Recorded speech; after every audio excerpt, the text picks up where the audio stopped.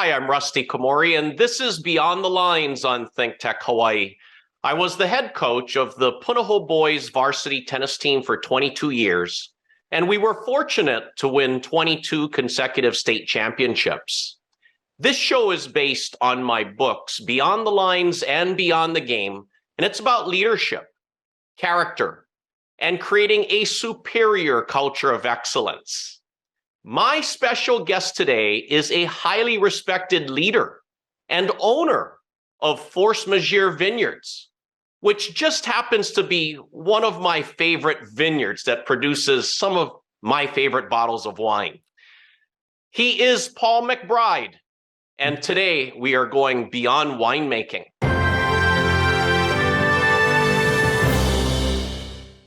Hey, Paul, welcome to Beyond the Lines. Hello, Rusty. So great to be here. Thank you for having me. It's a real honor. Paul, you are such an amazing person. And I want to ask you if you can share a bit about your background. Yeah, Rusty. So, I am a person that had passions that changed through life. Initially, in high school, I got interested in electronics, and I was trained to repair computers right out of high school, and started that when I was young. And I parlayed that after I went back to college and got a degree in finance and economics. An MBA from USC, and then went to work in the tech industry, raising money for tech companies. So I got on that, just enjoyed the, kind of the fast-paced life and really being able to work with some very smart people, innovative companies. We worked with one of the companies that started pen computing. You might remember back before the iPhone, when they had the Palm devices. We were involved in developing software for that. And continued to work in the tech industry, and then I ultimately ended up in a couple CFO positions. So that was my passion early on. Well, Paul, I mean, you were a co-founder and CFO of InterNap. Can you share what InterNap is and why it was such a successful company?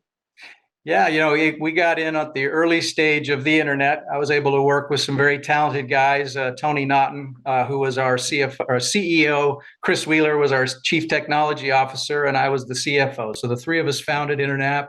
That was back in 1997 or so, and we were building data centers around the world, actually, where people could host computers for streaming high-performance data. We had invented a technology that optimized the routing of IP packets through the internet so that communication could be better. One of our big breaks was to host the Star Wars website. When it first came on, they weren't able to support it using traditional technologies, but on our website, we were able to handle the millions of hits they were getting every day.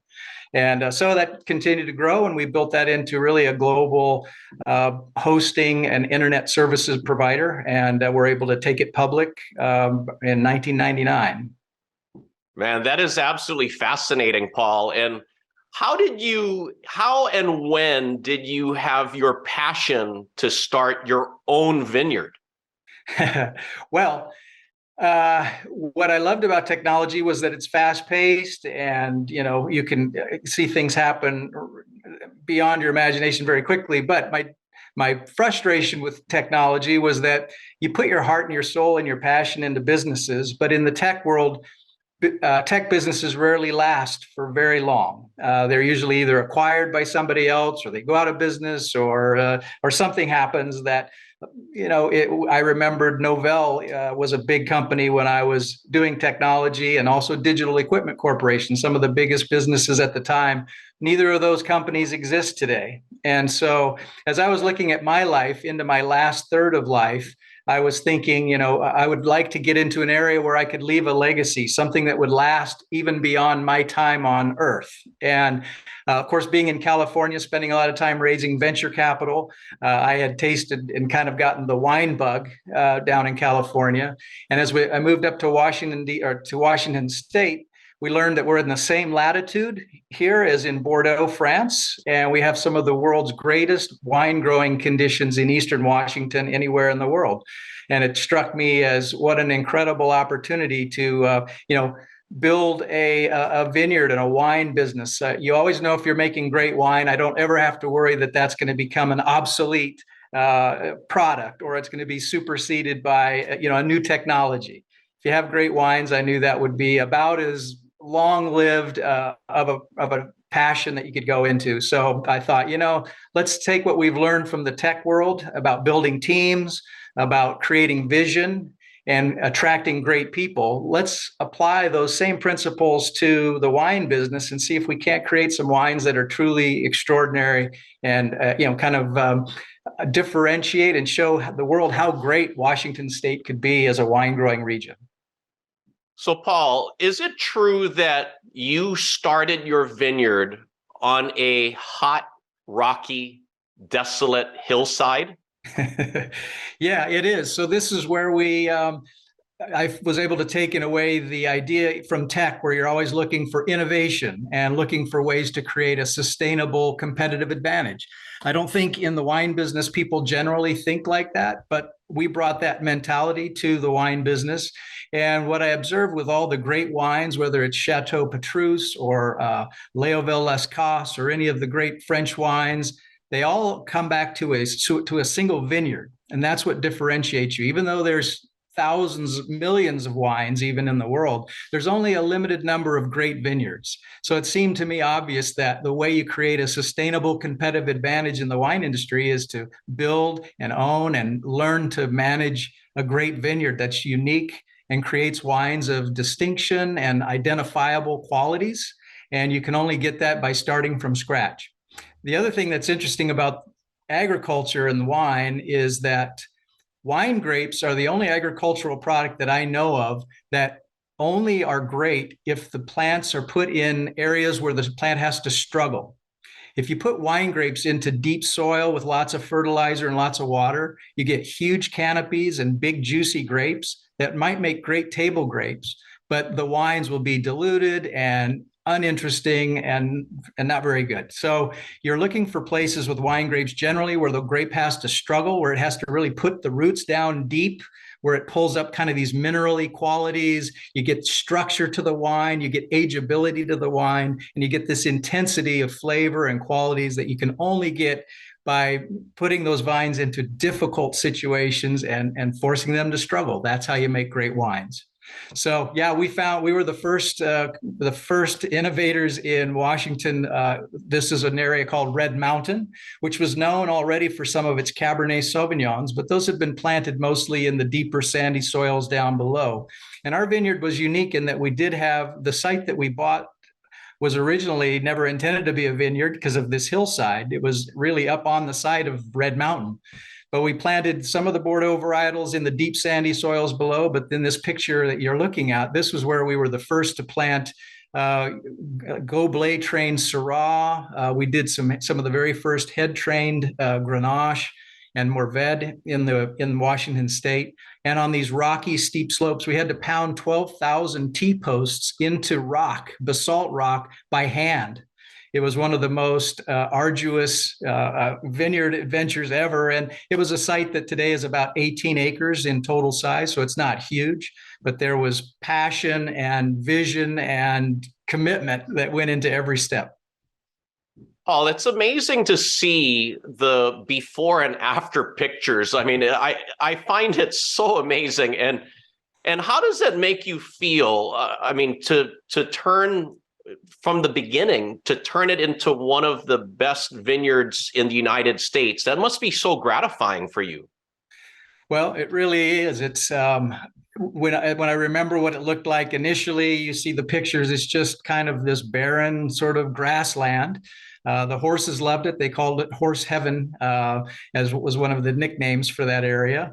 But you take that and then you realize when you go up there today, you feel like you're in, I don't know, maybe Tuscany or some beautiful wine region, and realize that, that was, that was your vision, and pushing through, you really transformed the whole landscape. And like I said, now to see it recognized, we're the first winery in the world that I know of that's gotten both a 99-point score for our Cabernet Sauvignon, as well as 99 points for our Syrah that was grown up on the hillside. Two completely different terroirs and varietals of grape, but on the same vineyard. So I'm obviously proud of that.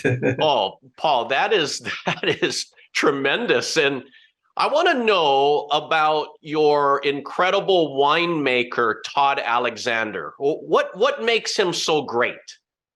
Yeah. So one of the things I found is when building teams, it's really about, there's always somebody out there that I learned in the tech world. There's always somebody who's smarter and better than you are. And if you can get them and give them a vision and then turn them loose, that's how you accomplish really great things. And so my tactic here was I felt if I had a great vineyard, we could attract some great talent. That was really part of the initial strategic plan that I had putting Force Majeure together. So once we had the vineyard kind of established, the right person came along, and that was Todd Alexander. And Todd was one of the top Napa cult winemakers in Napa. He'd worked for Plumpjack, for Cade, and then he was the head winemaker at Bryant Family, which is one of the most cult-like, most expensive Cabernets in Pritchard Hill, Napa. And Todd was really, he's a very creative guy, incredibly talented, and he saw the opportunity to really forge and create this new wine region in Washington. Though Washington's been known for wine, but we're still relatively young. We tend to be 20, 30 years behind Napa. So we're defining to the world now what these wines from Red Mountain, from Walla Walla, and we're planting a third new experimental vineyard in the Blue Mountains. And each of these are unique areas, and it's the first time the world's tasting, wines from these sites of these varietals and made with this meticulous winemaking. So Todd and I really loved working together to define a region. We're actually defining a terroir. When you're in Napa, you can't really define Napa Cabernet. It's already been defined. So you're kind of just a keeper of the tradition. We're establishing and building new traditions, and he's an integral part of that. So really fortunate to have Todd as our winemaker, incredibly talented. I think he's the best winemaker in the United States, but I'm a little biased. But, we had a wine, our Cabernet Sauvignon from our Walla Walla vineyard was Jeb Dunnick's #5 wine in the world last year. So there's some other people that would agree with me that Todd's a great, great find. Well, that's absolutely impressive. And Paul, in my books, I talk about that superior discipline details and that superior culture of excellence. And that's what Todd is about. That's what you're about. That's why I love Force Majeure Vineyards. Now, what are some things that stood out to you in my books? Wow, where to start? Really, though, the 4 Ps is so important because it really is about being able to create sort of the purpose. And our purpose was to more than to just go out and make wine. Our purpose was to define for the world how great this region of Washington State could be in creating wines that would compete with the very best in the world. That's very different from let's make a Cabernet or make a Syrah. It's like, no, we want to create something that's distinctive and defines a new region of the world. And so then attracting the great people with a great vision, with a great purpose. And then empowering those people, I really tried not to micromanage. In fact, it would be ridiculous. Todd knows so much more about the winemaking process than I am. I'm happy to relinquish that to him but encourage him and find out any way I can help and assist, create an environment. He's a very creative person, an artistic person. So how do you create an environment where he doesn't have to worry about little detail, about the little office projects and paying bills and all that? He can think about the art, and winemaking really is an art form. He really is an artist. But Todd will tell you there's really no magic secret to making great wines. It's about paying attention to every single detail along the way. And it starts with the vineyard. They say great wines are made in the vineyard. So I have a great vineyard manager, Damon Lalonde, and Damon worked for Chateau Saint Michel, very talented, committed viticulturalist. And it starts there. He and Todd working together, and myself figuring out how to crop each vintage. Every vintage is different. So some warm years, you want to leave more fruit on there so that the plant doesn't develop fruitly as quickly and get too much sugars. In cooler years, you may have to drop a lot of fruit just so you can ripen what you have. All of these different decisions are going on continually, and we'll manicure each plant so there's only one cluster per shoot, and that's far more attention than most vineyards get. Using some of those viticultural techniques like gobelet, you have to actually trim and manicure all 360 degrees of the plant at every point on a steep hillside. And it probably takes 4 or 5 times more time to do a plant like that than on a traditional trellising system. So detail there. Then once Todd gets the fruit, from when you pick it in the morning to, what kind of yeasts you're going to use, native yeasts or special yeasts, how long you're going to leave it in tank for fermentations, what adjustments before it goes into barrel, what kind of barrels. And it also takes years. Winemaking, when Todd was here in 2014, his first vintage, he was learning. It takes time to learn a vineyard and to learn its characteristics and site. And each year you make iterations and improvements to the wine, different types of barrels, maybe a little less extraction, maybe a little more extraction. You learn your vineyard. And so it's been important. Todd will be with us. We're going into our 10th year next year. And every year, the winemaking just gets better and better and better because we get to know our vineyard site. Todd gets to know his winemaking components, and there's no substitute for just perseverance and continual improvement. Oh, yeah, I love hearing all of that there. Yeah, I mean, it's amazing how the 4 Ps just, it's a perfect formula for success. And earlier you talked about building teams. Now you've built such a great team around you and Todd. What do you look for, and why does everybody play such a key role in the success of Force Majeure? Wow. Well, as you know, there are a lot of expertise that goes into it, from obviously the viticulture, the growing of the grapes, the vinifying, the making them into the wines. But there's also the sales, there's the marketing. We are very fortunate to have Todd's wife, Carrie Alexander, a very talented marketing person. My wife, Susan, we're a family-run operation, so we're all involved in this together, is also a very talented marketing person, and she's really a co-owner and partner on this. As you know, anybody who has a home family business, everybody is involved. And my wife's been a rock for me, and she's just a stalwart and helps out in immeasurable ways. But the team you're looking at there, this was where quality attracts quality. If you can get quality people working together and doing great things, guess what? People who are great want to be associated with that. They want to be, they want to be involved with other people that have the same passion, that are doing great things. So what you're seeing here is, this is our new vineyard project. I was telling you about, this is in the North Fork of the Walla Walla River. It's actually in Oregon, just across the border. It's still part of the Walla Walla Valley AVA, but it's a new region. Geologists have identified this as an ideal spot to grow vinifera wine grapes. And we're the first to go out there and really put our money where our mouth is and develop it. It's on a hillside around 2,100 feet. So it's a high elevation, more mild kind of growing temperate zones.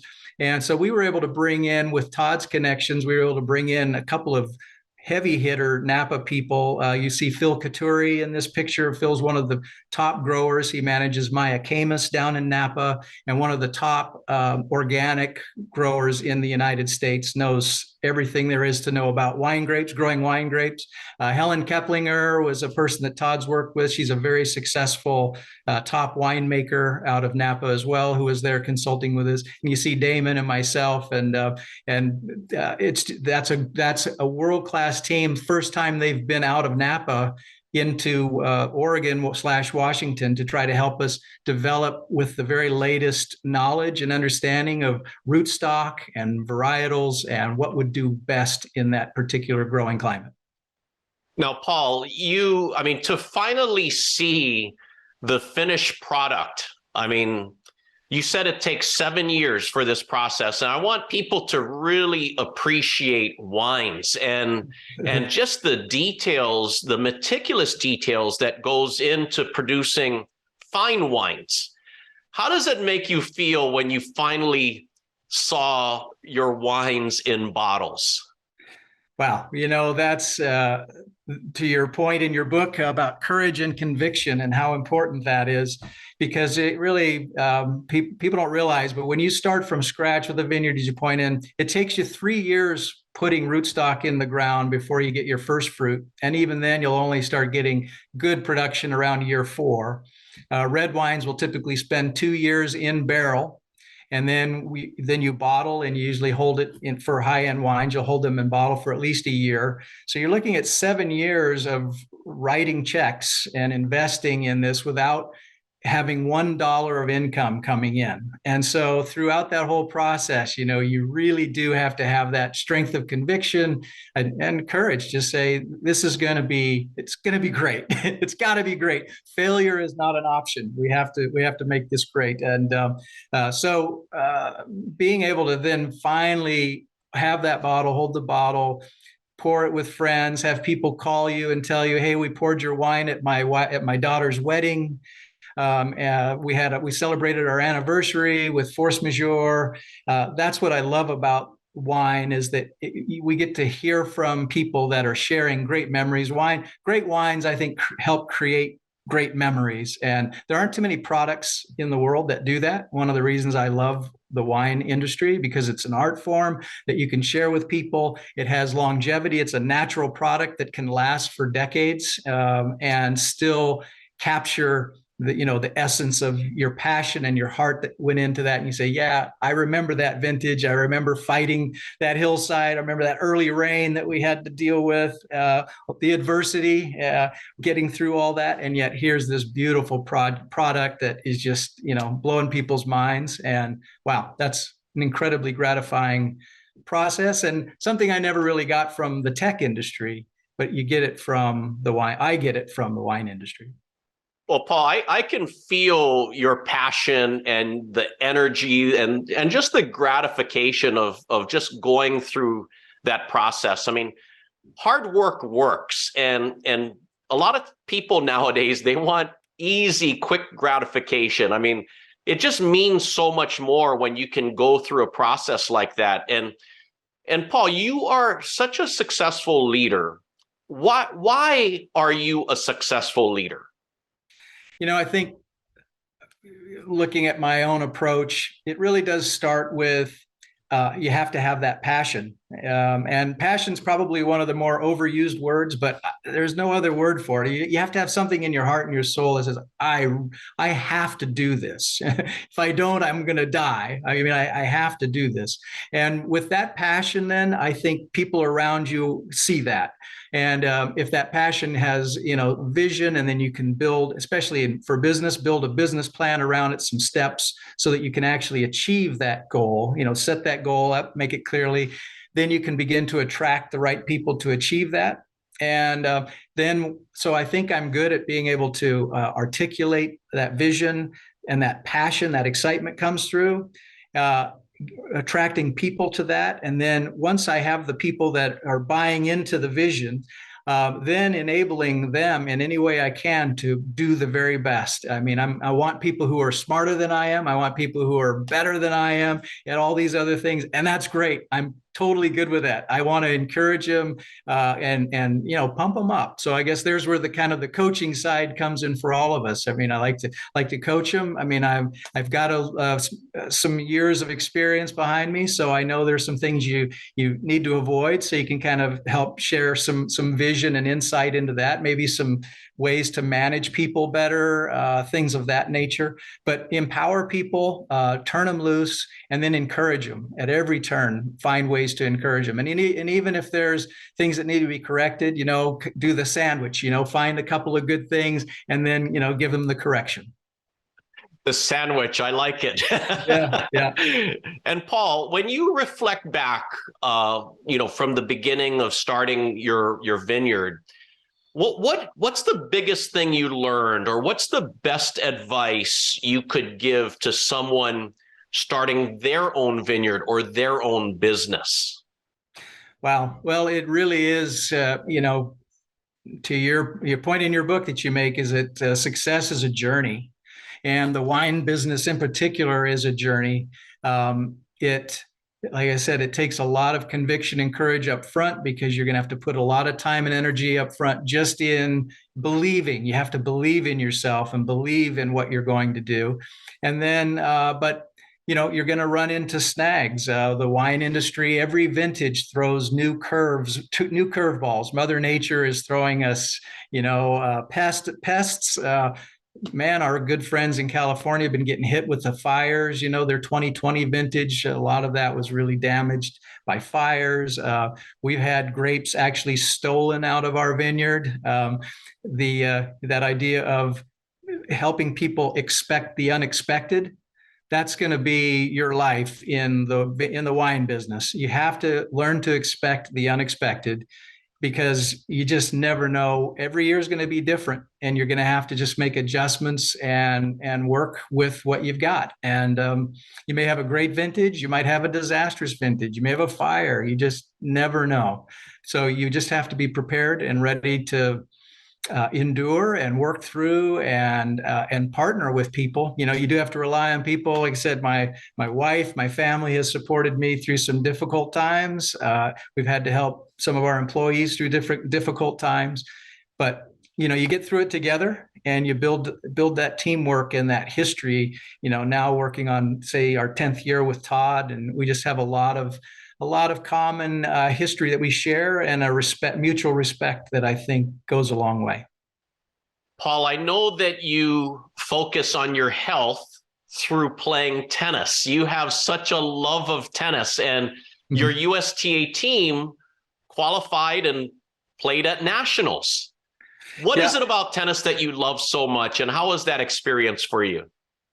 Wow, Rusty, I wish I'd had your talent playing tennis, but I do share your passion and love for tennis. There's another one of those. I started playing tennis when I was around 12. My dad was a big fan of Stan Smith, and I would go out and watch him. And Jimmy Connors was big in those days. And so I picked up, my dad had a T2000.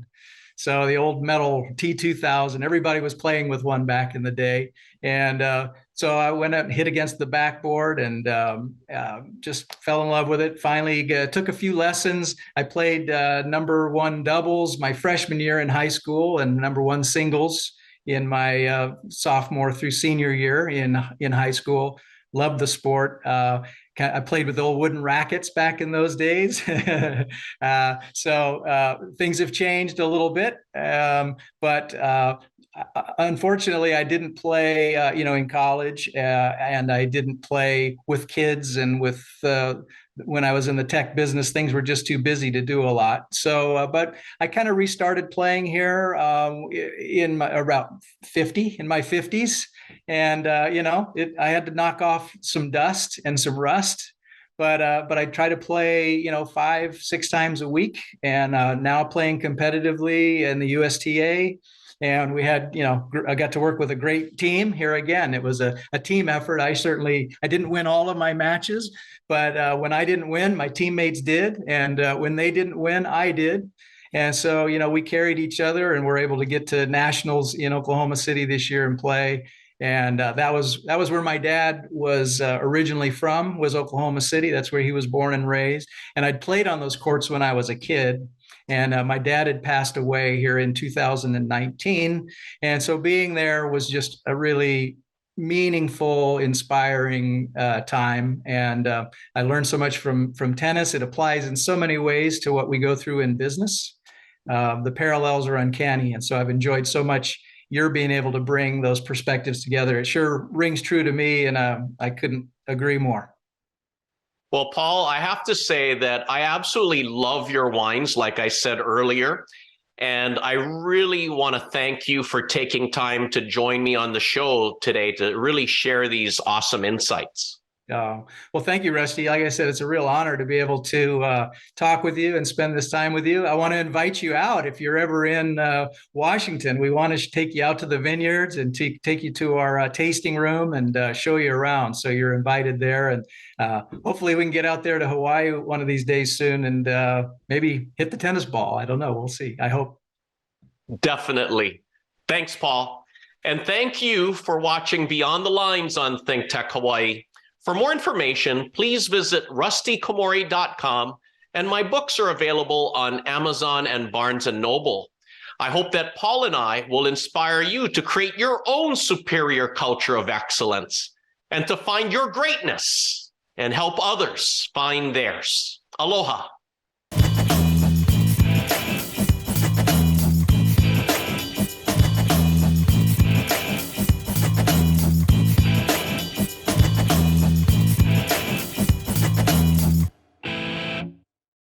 Thank you so much for watching ThinkTech Hawaii. If you like what we do, please like us and click the subscribe button on YouTube and the follow button on Vimeo. You can also follow us on Facebook, Instagram, and LinkedIn, and donate to us at thinktechhawaii.com. Mahalo.